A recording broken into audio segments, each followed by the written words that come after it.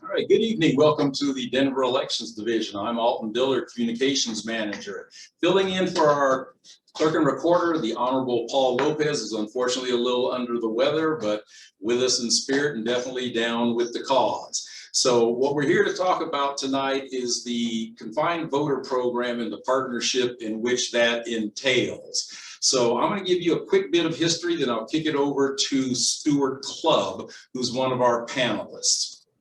January 21st, 2016, we had a meeting with Christy, Pam, and Justin from the Colorado Criminal Justice Reform Coalition. They wanted to talk about confined voting.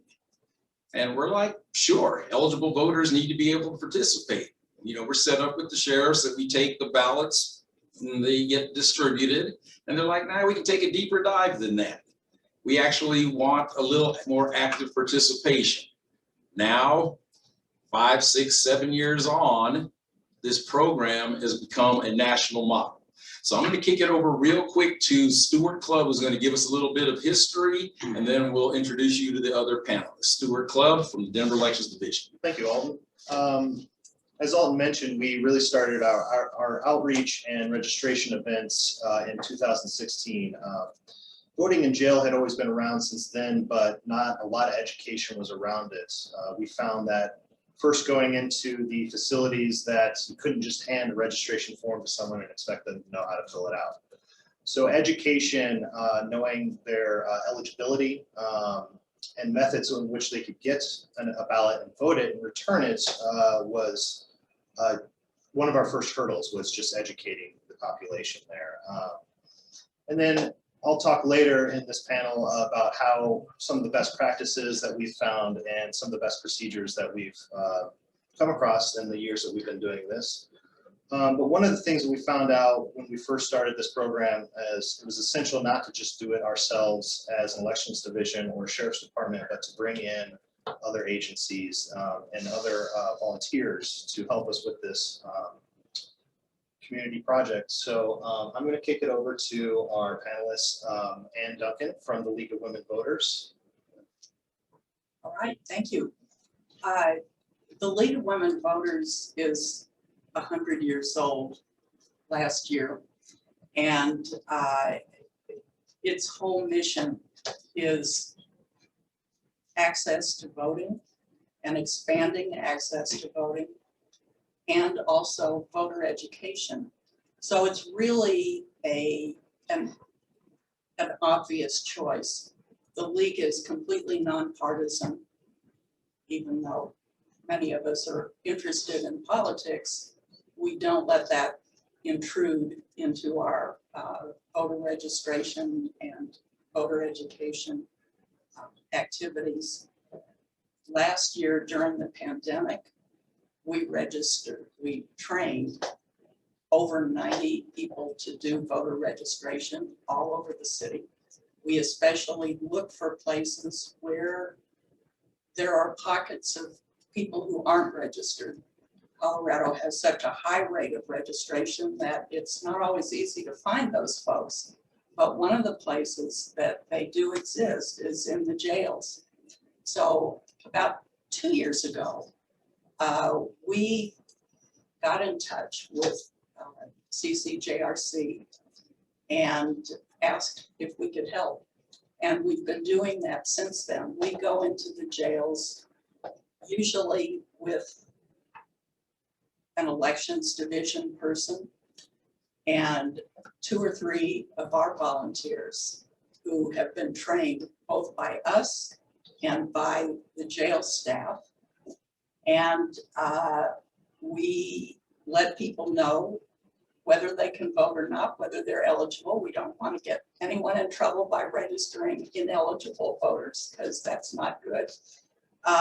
But a lot of folks in jails are eligible to vote. If they're serving a current felony term, no. But otherwise, if they're on a misdemeanor, there are a lot of people in jail who haven't been convicted of anything. They're pre-trial, or they're just there for a few days being held, and then they'll be let go. And so those people are eligible to vote, and we want them to have a voice.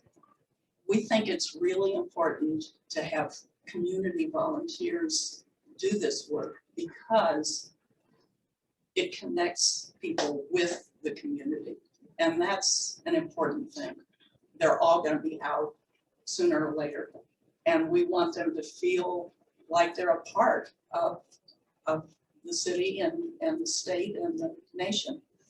And we think it's good for them to have a voice. We have a different perspective, and there are many political opinions in the jails. They'll tell us we don't say anything, even though sometimes they're trying to get us to. If it weren't for the support of the sheriff's office and the and Denver elections, we couldn't do this. But it's actually a lot of fun, and people are appreciative. The first time I ever went in was the first time I had ever set foot in a jail. It does kind of freak you out when you hear that door close, but after that time, it's pretty comfortable. We feel safe. There's always a deputy with us, and we feel like we're doing some real good in the world. So. And you bring up a good topic there, that this population is something that we wanted to address. We were waiting actually for one more of our panelists that got caught up in traffic, but Juston Cooper from CCJRC will be talking to us about the population, why it's important to address them as well, and why we think it's important to have volunteers as well. Not only that they need to be doing the work, but also during election time, a lot of us election employees are doing the work here at the office. So the volunteers have become a crucial part of our programs.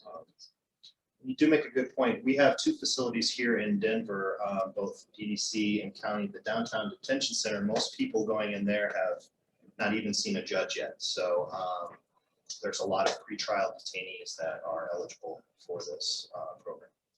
But that kind of crosses over to our facilities and having access and safety while we're there.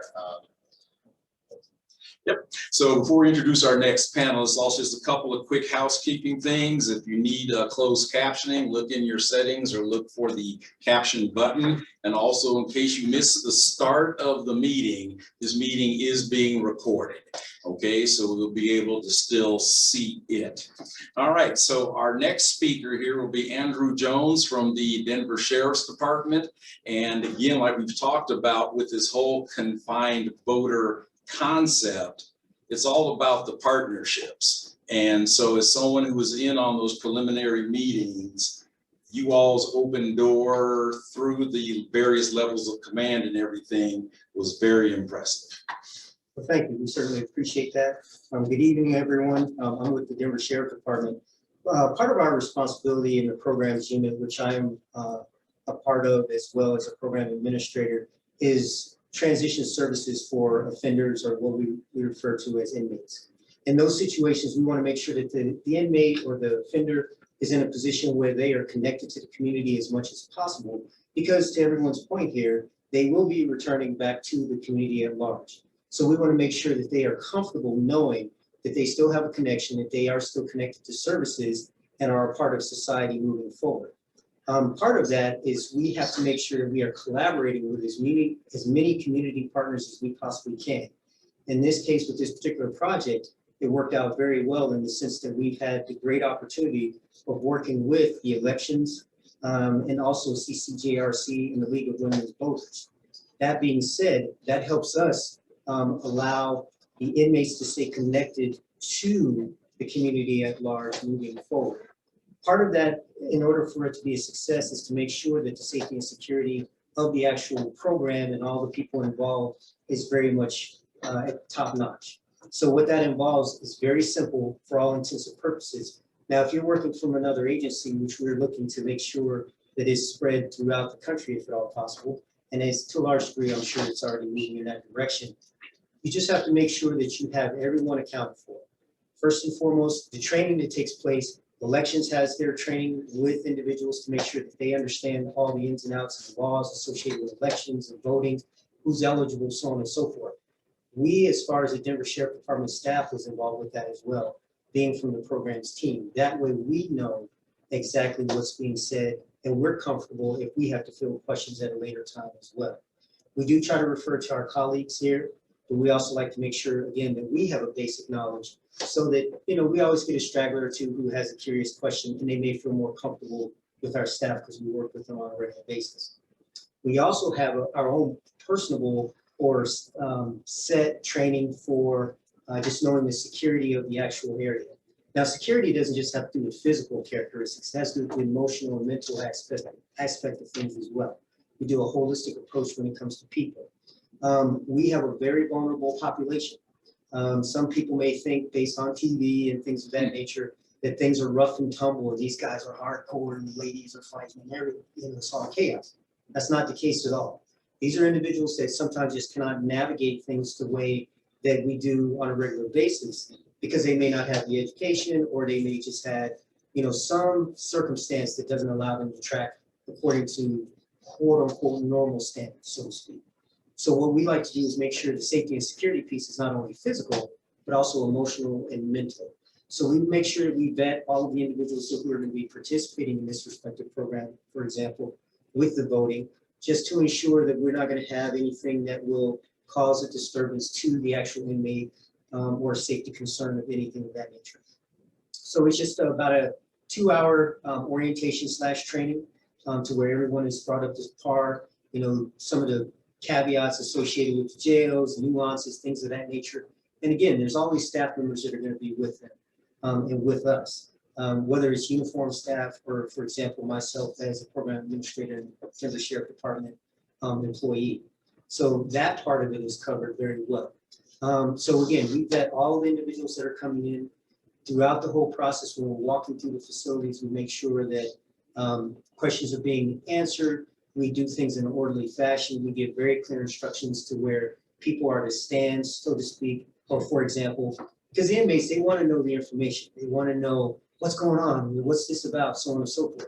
So we just want to make sure it's orderly so that, not so much just because we're worried about anything, it's just so if things are a little bit more calm and quiet, then those people who don't quite track very well or get a little anxious with these types of things, they can hear it a little bit more clear and they can actually see what's taking place and they're more comfortable. So that's a part of the security piece overall. We also have a debrief. That way, after the fact, if something else comes up, we can say, hey, how can we do this better moving forward? Because this is an ongoing project. It is not something that is just one time for a particular election. It moves forward from there, and we look forward to future endeavors with this team. Yeah, you make a really good point about the partnership. And speaking of the partnership, you've been joined by Juston Cooper. And Juston, I took the audience back into the Wayback Machine back into January of 2016 for our official first sit down with yourself and Pam and Christy. Yes. And so we really want to hear from our partners at the Colorado Criminal Justice Reform Coalition, who not only on the municipal things, y'all are making things happen at the state level too. So take it away, Justin. Oh, thank you. I sincerely appreciate it. Man, 2016. It feels like it was yesterday, relatively speaking, right? When we all started this. And I'm excited to be with the audience and the community this evening. I'm Juston Cooper, Deputy Director of the Colorado Criminal Justice Reform Coalition. And please pardon my tardiness, but I'm excited to be with you this evening and just have this conversation, right, with community about how this project got started.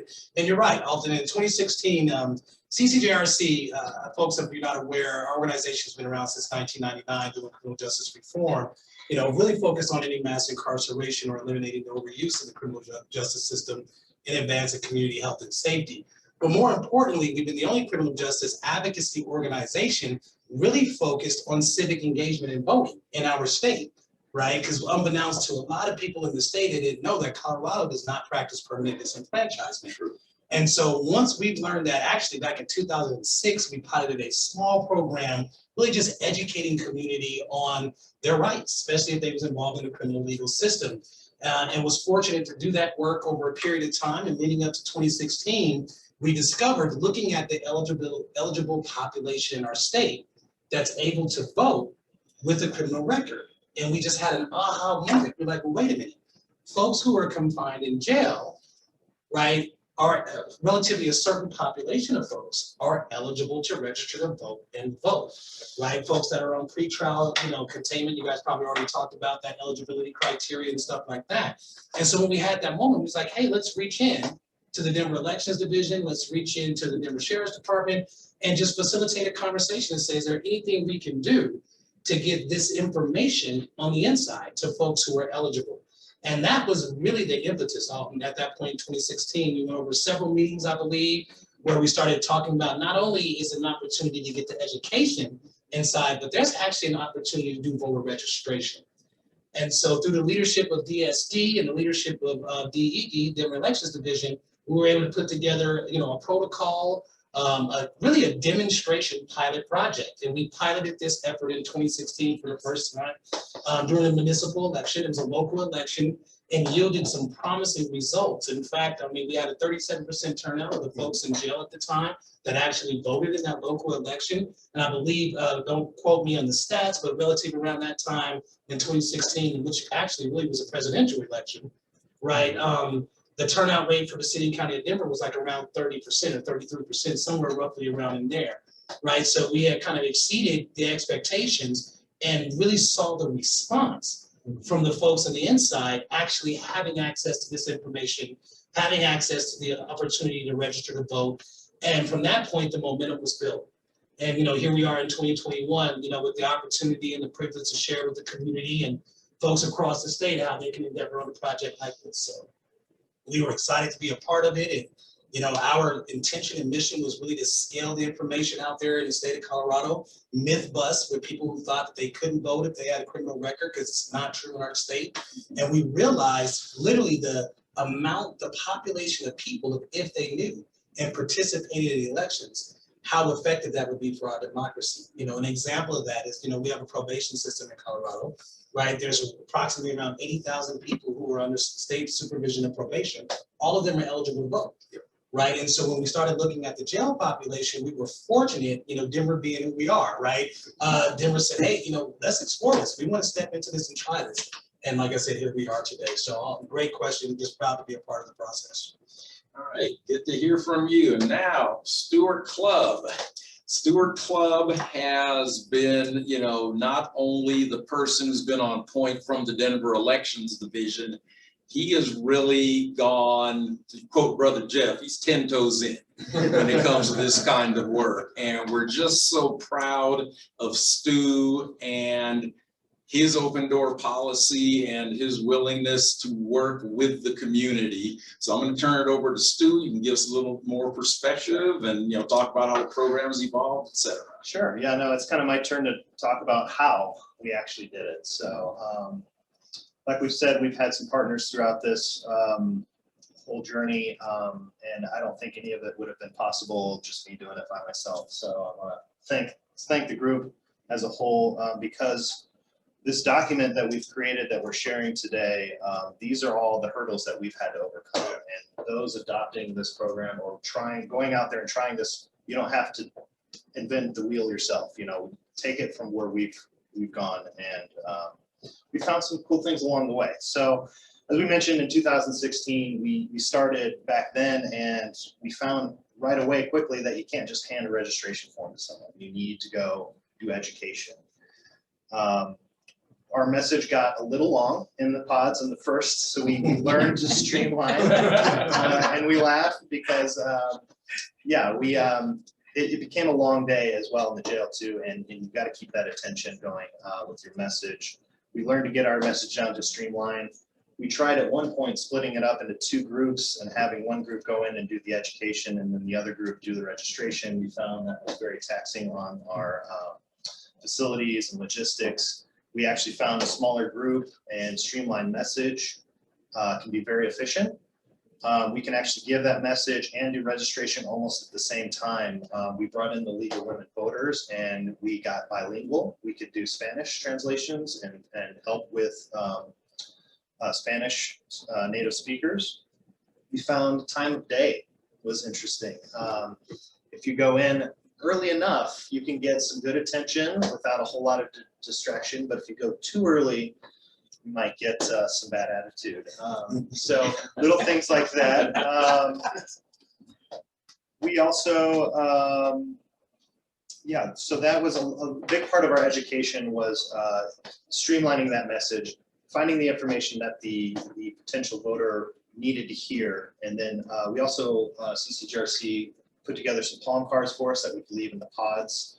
A lot of the times only half the pod would be out, so we could only talk to the people out there, and then you'd have to shout into the pods that were closed, and you'd have to pretty much tell them, we're going to leave some information here for you. If you have any questions, please contact your program administrator.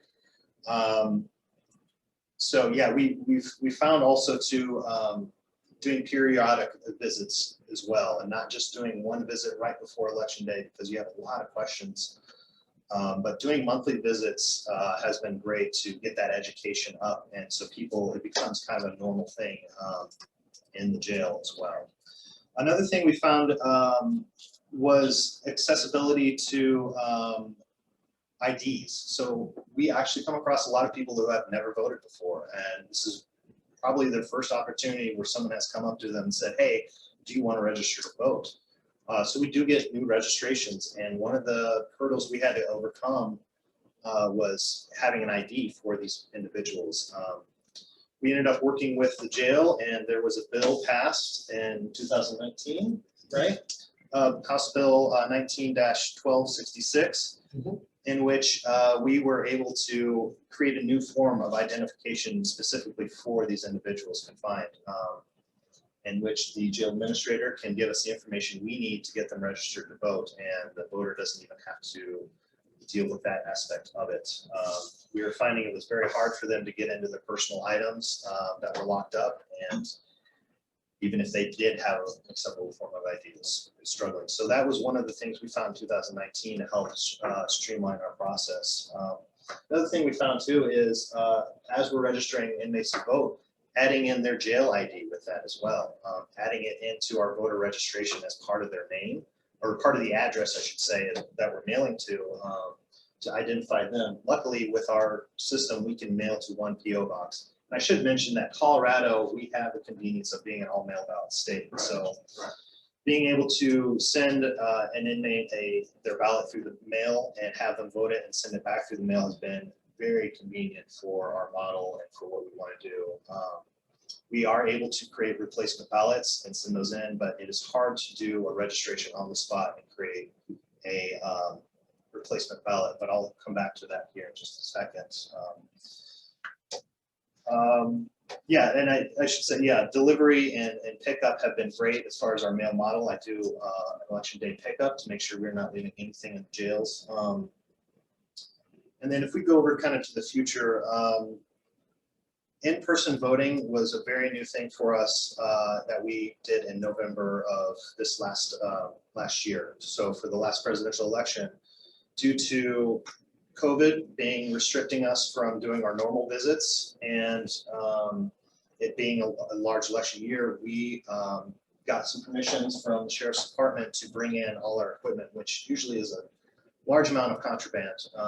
Usually they don't like anything that connects to the internet or has too many cables or involved things, but we were able to bring in the necessary equipment that we needed. So we did our normal mail ballots and delivery as much as we could, but to service the voters that we couldn't necessarily visit because of COVID or do our quick back and forth that we normally can with the jail administrator, we had to just go in and create a VSBC for these individuals. And there were some lessons learned in that process as well, as far as logistics, time it takes. A big hurdle that we're starting to find is just information for the voters about what's on the ballot. Us being volunteers and an elections division, and we want to be as bipartisan, as neutral as possible, but we also want to have good, well-informed voters. So getting them the information that they need to make good, informed decisions on their ballot has been a bit of a hurdle, struggle, something for us in the future to figure out. But yeah, so a lot of these things we've kind of found just throughout the years of doing this, and we've found our best practices, and this is a big reason why we wanted to write this down and put it somewhere. So we weren't the only ones holding on to this information. We know that there's a lot of initiatives going across the country right now to bolster their programs if they already have some, or even just to begin them. So we want to share this document. We don't want people to do the same hurdles that we had to do. Perhaps that if there is something written to that, they might find that there's better access to facilities or to these individuals. So we kind of want to keep this document alive, but we also want to share it. We're going to continue to add our best practices to this document, but we do want to share it out. And we know that there's been a lot of attention from media across the nation, and it's to continue to share that and show off a little bit, and yeah, continue to share. So that's why we're here today, and that's why we're doing this. Yeah, I'll go ahead, you'll go here, and we also have a couple of questions from the chat. Go ahead. Super sweet. And Alderman, I just want to piggyback on what Stuart was saying. I think it's important too for folks to know in reference to the in-person voting that we were able to do in 2020 election, and it's extremely significant. And the context behind it, I think we'd be remiss not to acknowledge the leadership in Denver that allowed that to happen, right? Under the leadership of Sheriff Elias Diggins, I remember preliminary conversations with him, preliminary conversations with the Secretary of State's office, preliminary conversations with Clerk and Recorder Lopez about what would it look like to do in-person voting. And to be honest, you guys, there really wasn't a real blueprint out there for that. In fact, Denver, this particular initiative and project, we were considered the third in the country to do this, right? And so I just didn't want to underplay the fact that, we definitely took a risk and watched this project evolve from 2016, from voter education to voter registration to actual in-person voting in the jail, right? And I think that, our lessons learned and us having the opportunity to be able to share this with community, share this with folks, share this document with folks and across the country. If our model can serve as a blueprint or support to others who want to do this, is vitally important. We're seeing the ongoing national debate, especially coming off of this last election cycle, around voter access, voter suppression, voter inclusion, and really tackling the equity and race things that are happening with voting in our country. And so, I'm really proud, right, of the opportunity that we've had over this last couple of years to develop all three stages. Denver, the Denver Sheriff's Department, and that leadership being the model, right, in Colorado to really pioneer this. And other counties in our state are interested in moving forward with a very similar model.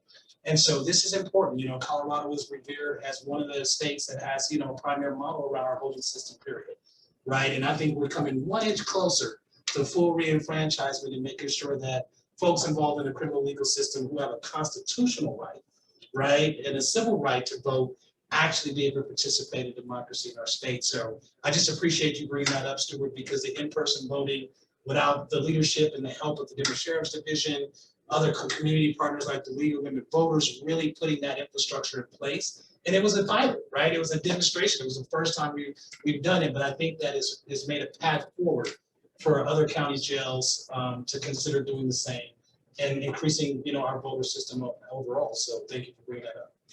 Yep, thank you, Stu. And for us to do it better too. Stu mentioned information about issues and candidates. That's a challenge that we're really working on now.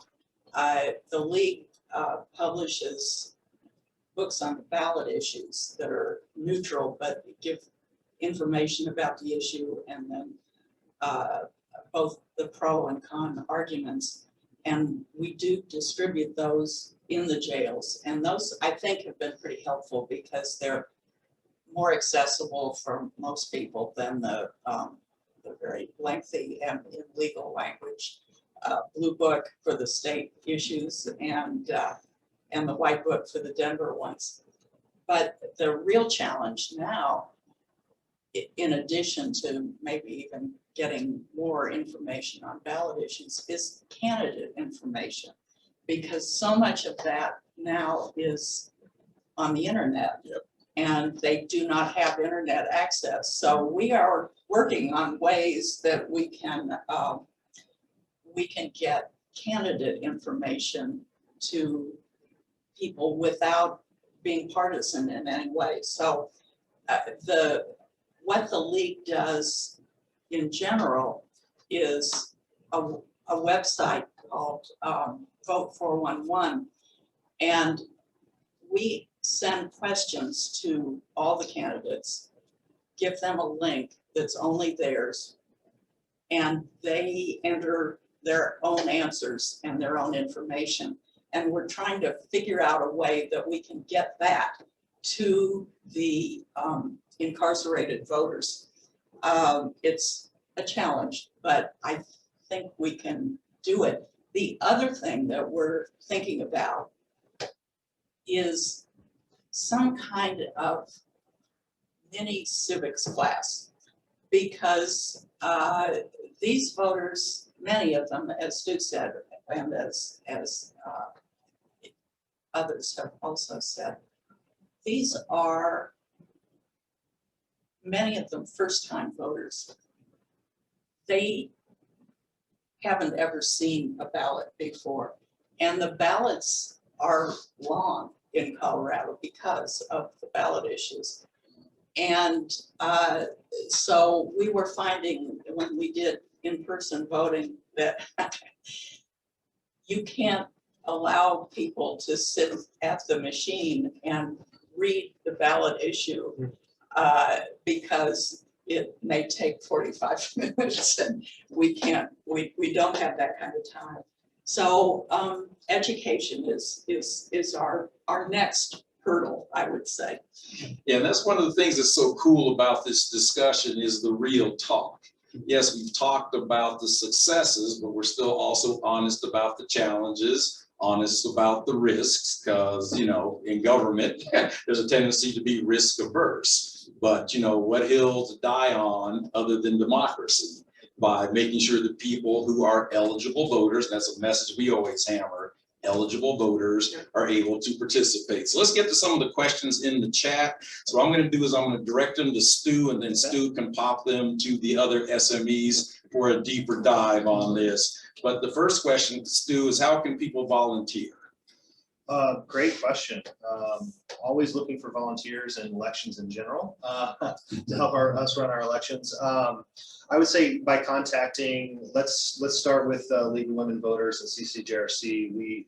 Those are two agencies that we've worked with in the past. We know they have brought us some great volunteers in the past. Some things to note is we do background checks as an elections division and also as the Sheriff's Department. And we do trainings for registration, and we also do trainings for safety trainings going through the jail. So it's not just you can volunteer and start tomorrow. We'll have to get you into some classes, but yeah, contact the elections division. Contact me, contact CCJRC, contact League of Women Voters. We'd be happy to help you. We'd love to take you. All right, and before we wrap, we've got still like 25 minutes, just to make sure to share whatever contact information you have. And you sort of already answered this, but also, you know, got some questions about who are the community partners. Do we have any outside of who's already joining us at the table? Anyone else expressing interest? Have you heard from anybody? Well, it started with CCJRC, Criminal Justice Reform Coalition, with the Sheriff's Department, kind of came to us, the Elections Division, and we added the League of Women Voters 2019. I think so. Correct me if I'm wrong, that's the only agencies. You've brought us volunteers, and then you've had election judges. Yeah. As far as organizational partners, I think CCJRC and the League of Women Voters have been the primary organizational partners. Our organization we've been reached in by other organizations like the NAACP, has offered volunteers that we've had participate in the effort. There's several other kind of grassroots organizations that have participated as far as volunteers through CCJRC and partnering with us to be able to come in and do this effort. So yeah, but the primary community-based organizations that have really been participating in this has been called CCJRC and the League of Women Voters. But there's several partners out there that have been extremely interested in doing this. We've actually had volunteers from the Second Chance Center, which is a reentry organization that is located in Aurora, ran by Hassan Latif. We've had volunteers, those folks coming in. And to Stuart's point, you know, CCJRC, we run a full volunteer program. We also train all of our volunteers on the rights and the voting rights in this particular program. We actually don't do a criminal background check or background check in that regard, but for this particular program, they volunteers are thoroughly vetted through the Denver Elections Division and also the Denver Sheriff's Department as well. So we encourage volunteers to come to us regardless of their background. We do the vetting piece, but we partner with other organizations that have supported the effort for sure. We also have, just in overall, we have to make mention of the fact that we have so many supporting agencies outside of just this group here as well. Because even if they're not directly involved in terms of volunteering individuals or being initially a part of the elections portion of it, just the support of saying, hey, you guys are doing this really good, great project, thanks for reaching out, thanks for making sure that these people are involved and whatnot. And that support in itself actually kind of helps stir things a little bit more as well. Because again, if it wasn't for certain government officials, things of that nature, things like this wouldn't get off the ground. So with the Denver Sheriff Department, for example, we can't do anything without volunteer support, right? And not only volunteers, but just the community at large. So we oftentimes will get, feedback from other agencies, Servicio de la Raza would say, yes, you guys are doing a great job. You were talking about Second Chance and DICP, Denver Inner City Parish. I mean, just everyone will come along and say, hey, you guys are doing this great thing. So that kind of helps catalyze things moving forward as well. Well, Andrew, it's safe to say too, the leadership of the city, right? The manager of safety, right? Back in 2016, at that time it was Stephanie O'Malley who greenlighted this, and now Murphy Robinson now in those roles, the mayor supporting this, right? So there's others that have definitely contributed to from 2016 to now, and the city leadership has allowed this project to happen. And this is again why we're looking at this as a national model, and we do have a white paper. All righty, so we have another question. This is sort of a more technical question around registration and eligibility. So by virtue of being incarcerated in the Denver jail, is an applicant guaranteed to satisfy the residency requirements for registration, or do you have to independently verify residency? And is the voter's address of record for voting purposes always the jail, regardless of the duration of their confinement? Good question. Great question. We hear this question a lot. So you need residency before being confined in the jail. Being at a Denver jail or Colorado jail does not give you Colorado residency. So if you come in from out of state, you've been here for a couple days and you have to go to the jail and you're there for the 22 days there in jail, that does not give you Colorado residency. You have to have been in Colorado for 22 days prior to being confined in the jail. Also, we can only do residential addresses for registering to vote. We can mail your ballot to any place, and we do mail ballots to the PO box for the jail for if the inmate does request their ballot at the jail. But that has to be, they cannot use the jail as their Denver residency or Colorado residential address. That has to be the address they were at prior to being confined. If they were homeless or did not have a house, but we can do a cross street that they identify with to get their ballot filed. And we do run into that quite a lot. Yes. With the jail population. Yep. The next question from the chat, and I'm going to again start with Stu, but I think everyone can chime in on this one. How can other counties or states get involved with this type of program? Contact your elections division.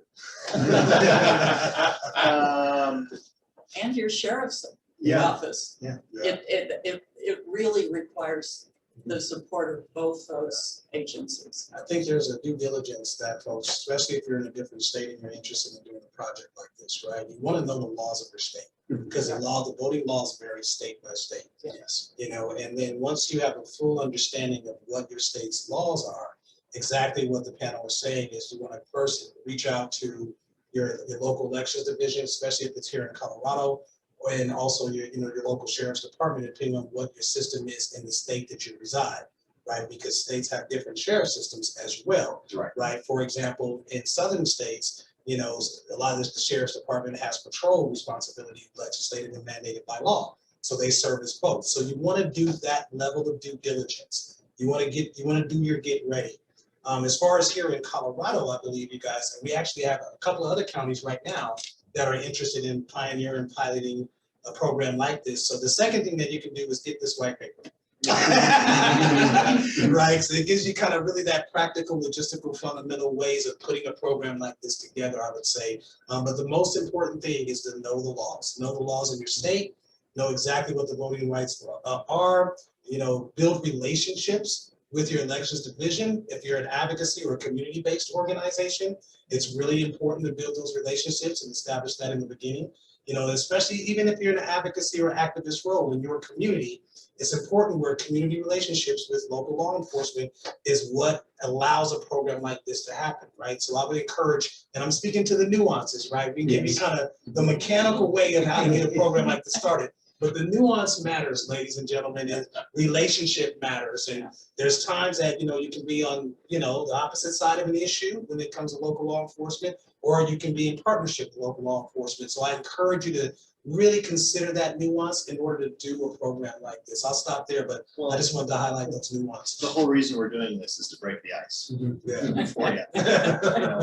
You're not going to be the first, so yeah, we're trying to do the hard stuff for you. So get out there. Exercise a lot of patience. When you're dealing with a secured environment, the first thing you're going to ask is, how does this benefit us, right? You're dealing with, a population that's disenfranchised. People don't really think they should exist in many instances, which is unfortunate.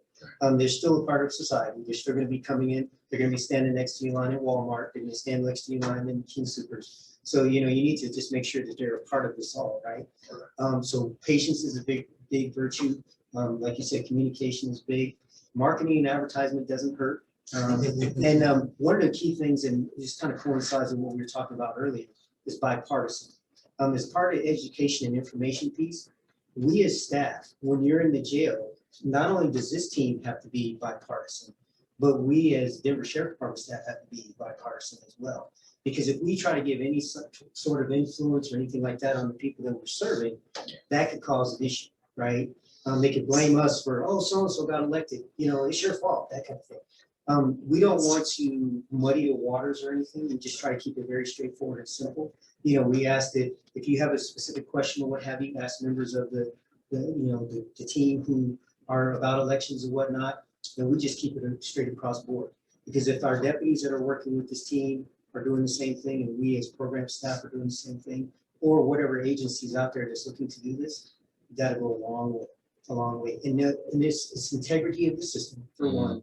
And then two, the people that are unfortunately in this position, they respect you more. Because you're not trying to influence them, which is oftentimes what has taken place previously. They kind of leads to their current situation. Gotcha. I got a question from the chat, actually, that I think you'll be the one who would be good to answer.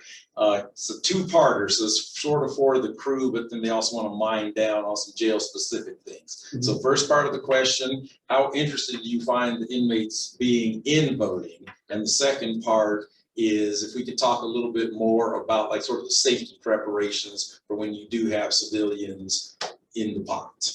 That's a very good question. Everybody's smiling. It's a very, very, very good, it's a positive thing. I mean, everyone wants to get involved with it. And I say everyone because it's one of those things where the jail is a very interesting environment because people want to belong, okay? So what ends up happening is you may get a few people that are quite grumpy, so to speak, and they're like, oh, you guys are making this noise, you're coming in, you're causing all this ruckus, you're talking about this stuff, we don't even know what it's about.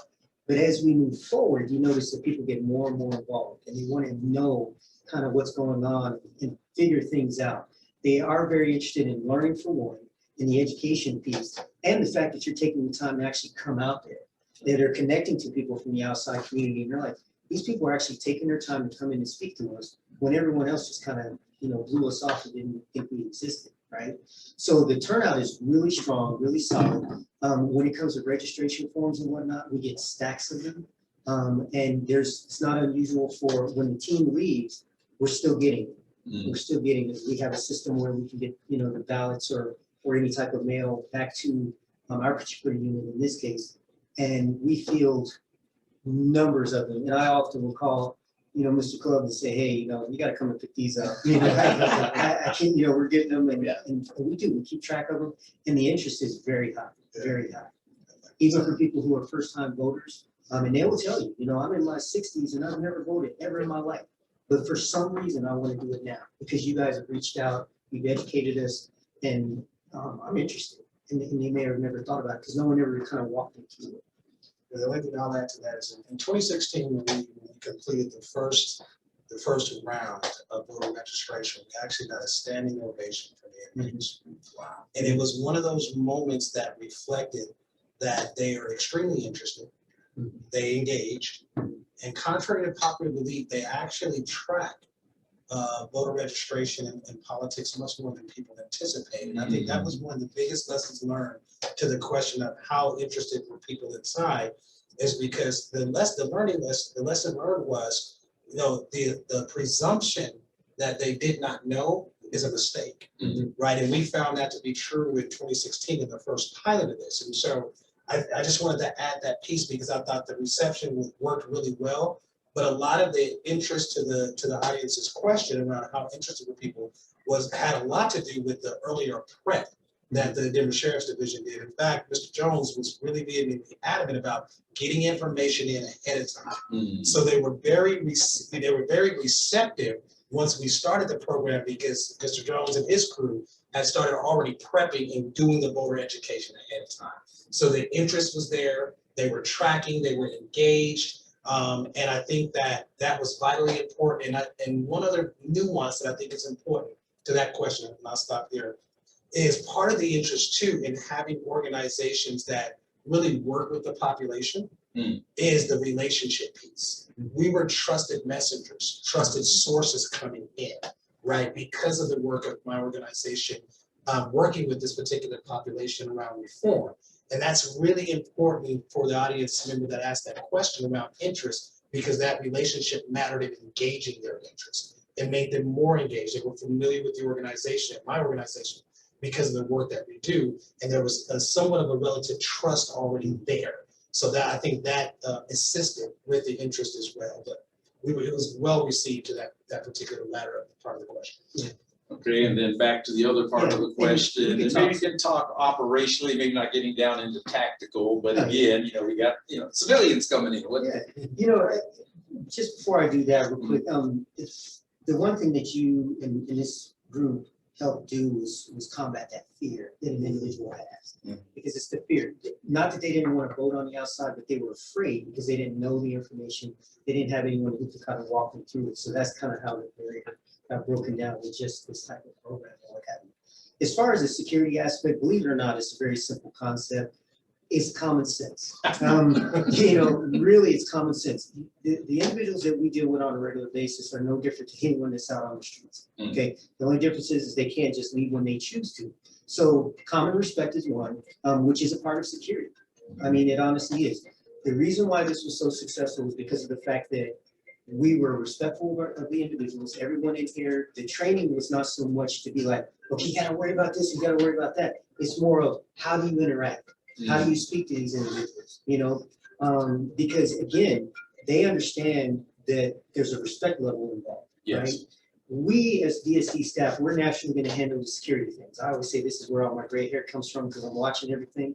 You know, I'm having a conversation with you all, but I'm paying attention to what he's doing over my left shoulder here. I'm watching what they're doing over there, you know, and it's just one of those things that we naturally do. The way that we overcome all of the security concerns is just the education piece. And I know it sounds, you know, like a redundant wheel, but it is very much just the education. Again, we go and we sit in on their education as far as voting is concerned, and then they come to us and they say, this is how you interact with the inmates.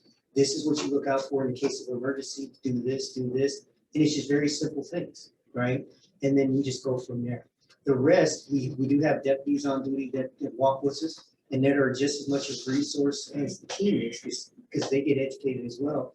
But then we as DSD staff, we're watching everything and we'll say, you know, we're spending a lot of time here, you know, let's move on. Or let's say there's an individual who's just kind of buying time and wants to kind of, hey, you know, can we take a little time? That's when we'll step in and say, hey, Mr. So-and-so or Mrs. So-and-so, we understand where you're coming from, but I will come back and talk to you later on, thus and so, right? So again, it may sound like, oh, you guys got all these security things to worry about, and there's there's mace and there's this. No, it's not even like that. It is simply how you interact with that individual. Shake his hand, shake her hand. Hey, I'm here to help you out with this. Do you have any questions for me? And then when you're giving the broad presentation, to Mr. Clubb's point, just got to have that voice. You have to have that confidence and that voice inflection, because they're looking at us as the experts, right? And that's all it is. And for anyone who say there's another security agency or jurisdiction who wants to reach out or whatever, of course we can cover that behind the scenes, if you will, because they obviously know it. But there's always, again, nuances, especially when it comes to this type of information. Cool. So one more quick question, then we still have a few more minutes, but we also got a question in the chat about how many hours are required to volunteer. So if someone wanted to participate in this, how much of a carve out would they have to do based on your various experience? With the 2 facilities, we try to go once a month to each facility, and it's an entire day at the facility, 7 a.m. to at least 3 p.m. And that takes about that long to get through the facility. That being said, so 2 days a month, and then as far as the training, once you have trained with us, I'd say you're pretty good to go. After you've taken our registration training and then the annual safety training, you have to do that every year. And then we do a little kind of refresher right before we go into the facilities on just registration, what we're looking for. So I'd say other than going through the facilities, that time commitment, it's a little bit of training. The CCJRC, I'd say our volunteer program is ran by our coordinator, Jasmine Ross. And we have a standard requirement with a project like that. We ask for volunteers to at least commit to 4 hours, right? Like to Stuart's point, for this particular project, it's all day. And so we like to stay consistent with our volunteers. So we ask for 4-hour commitments to this particular project if they want to volunteer through our organization. We let them know the frequency, right? So for example, like Stuart highlighted, if it's once a month or if it's twice a month, we're at 2 facilities, usually all day at each facility. That would roughly average around 8 hours of volunteer time. And that's just actually doing the actual program itself. Like I mentioned earlier, our volunteer coordinator runs, Jasmine Ross, she runs a full training for our volunteers. So that training is on average about 2 hours, right? So with a project like this, if you're volunteering through CCJRC, based upon the frequency in which we get the opportunity to go into the jails, we ask volunteers at least anticipate committing about 10 hours of volunteer time to a project like this. Okay. And that's pretty similar for the league as well. We do 2-hour training sessions for voter registration in general. And then to go into the jails on top of that, you need the jail training, which is 2.5 hours. And they're both every year. So and then it doesn't make sense to go for 5 minutes. If you put in that kind of training time, then you're going to want to stay for the day. And often we're out by 2. And it may sound tedious, but quite honestly, we have a good time. We the time flows. It's really a good time for. It's a fun group. We have a good time with it. And it's not tedious. We get the most interesting questions in the jails. You just never know. It is a challenge, and we really learn quite a lot about the nuances of the laws relating to who is eligible to vote and who may not be. But that's part of the fun of it. So bring some good walking shoes. Yes, bring good walking shoes. Those floors are The floors are hard. All right, got about 5 minutes left here. And as I mentioned earlier, this is being recorded, but there's a lot of interest again in the information that can get to inmates around ballot issues and candidates. I know we kind of touched upon it. And one thing I always want to mention is there's a change in law within the past couple of years. So now any ballot question in the city and county of Denver gets the same kind of treatment that the state Tabor notice gets. So even if the question does not affect debt or taxes, people do have the ability to read the full legislative language, the enacting clauses, the whereins, the there ises, all that's there for them on each and every question. But as Ann talked about earlier, they also have some things that they do, and then we'll wrap up with how to get to the white paper. Okay, well, the League of Women Voters, the state league, does research on all the ballot questions and gives us short summary, the background, why people are proposing this. We talk to the people who are supporting it and list their reasons for supporting it and why they think others should. And we talk to opponents and get from them why they think people shouldn't support it. We don't make recommendations. We just give this flat out information in a briefer and readable format, which is, I have to say, in the jails, that is really important because there are a lot of folks there who are, I would say, limited in reading ability. And I should also mention too, as an elections division, we do supply Tabor Blue Books. Right. Anything that the state is putting out or Yeah. the county is putting out. Officially, we are supplying that to the jail. We're legally required to do that, so Yeah. we do. As well as, you know, the registration material and that. So. We learned last November that we can't have staples in the ballot issues booklets. So now we know that. And again, see, that speaks to Yeah. one of those You know. little security nuances there. Who would have thought? Yeah. And just to echo something that Ann had mentioned earlier, one of the things when you're informing the public is you have to be careful about creating the inadvertent digital divide. Yeah. And as you mentioned, the lack of internet access, because candidates, like you said, put most of their information online. Yeah. To Justin's point about how things operate in different states, some states, they actually have candidates appear in their ballot issue notices. That's not the law here in Colorado. So that may be something to check out one day. Stu, how can people get to that Yeah. white paper? When is the actual official release date? And I've got some contact information here. So I kind of mentioned earlier that this is going to be kind of a live document. We're going to keep adding to this as we go through it, as we start figuring out in-person voting better and more.